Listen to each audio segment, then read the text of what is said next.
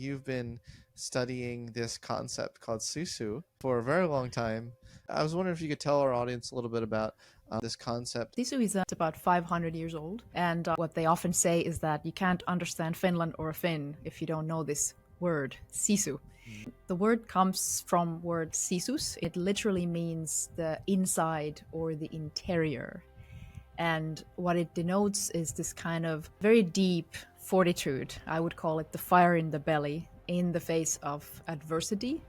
So when we come to our preconceived limit of our capacities, mental or physical ones, and we yet don't give up, in time of crisis, we find this deeper reserve of energy within us. It's not exactly the same thing as grit, right?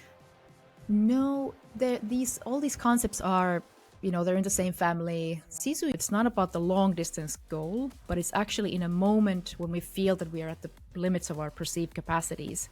Let's say in a marathon, there's a thing that marathoners call the wall, which they often call that it's impenetrable.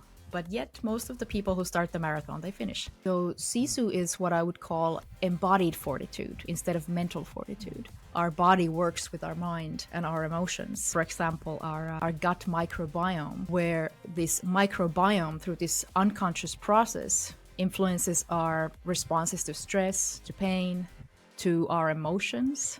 So there's this very deep dialogue happening at all times, and psychology have thought that it's, we're so obsessed with the mind, and so was I had a long time of, before I realized that Sisu was not about the same quality, that it is something a little bit different, and it complements this inquiry that we have about human strength and fortitude.